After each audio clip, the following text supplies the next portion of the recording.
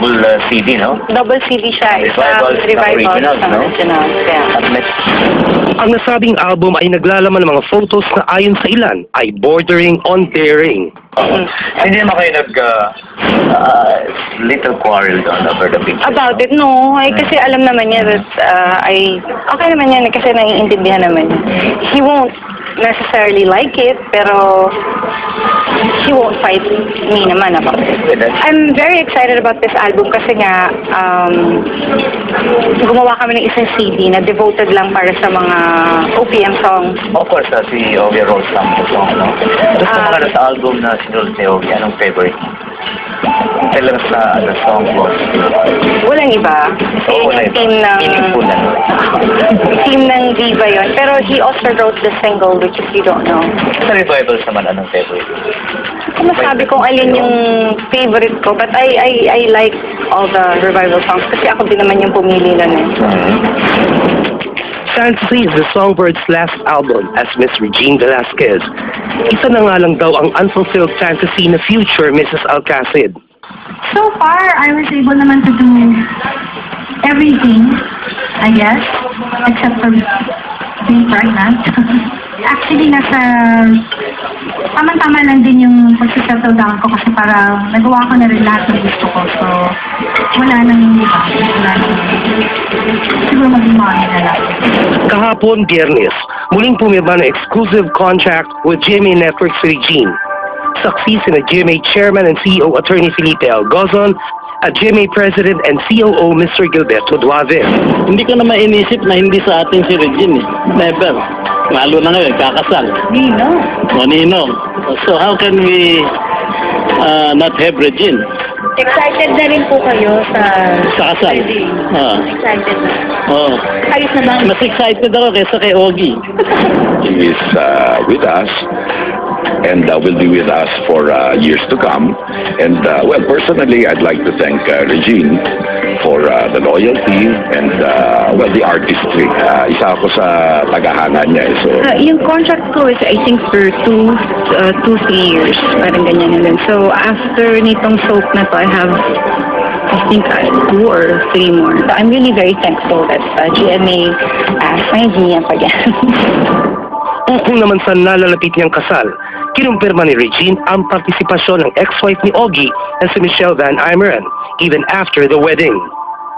We're going to Bohol kasi it's the whole family kasi it's after Christmas we're all going there and sila Michelle are coming. And nung last time nandito sila, hindi naman namin sila naipasyal. Di ba, yung asawa kasi ni Michelle, si Mark, hindi namin siya naiikot ng Philippines. So, hindi naman talaga yun yung aming honeymoon. It's just like a vacation after the wedding. So, we're bringing everybody, the whole family.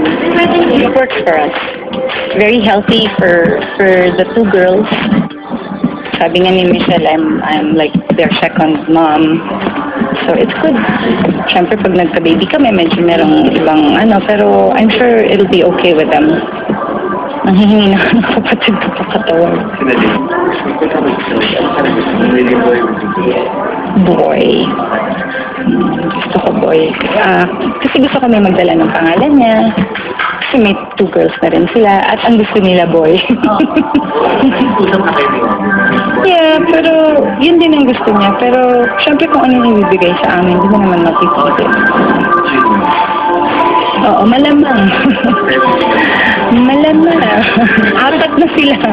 Lumalakad sa mundong Herminio.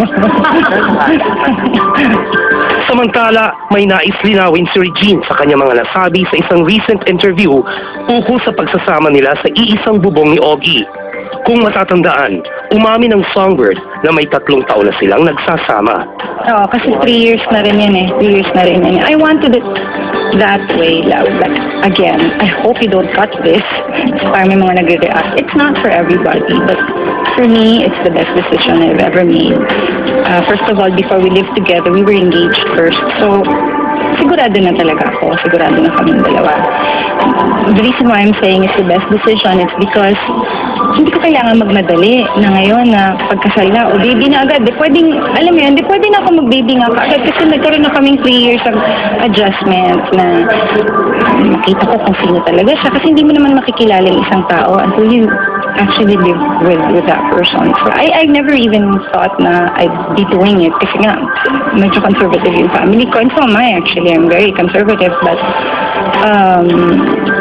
living together has taught me a lot of things. I suddenly now know how to cook, and I have this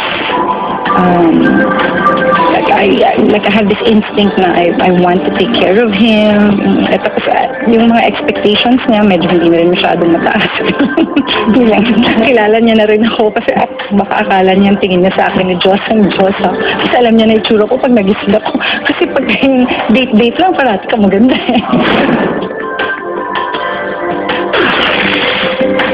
Alala mo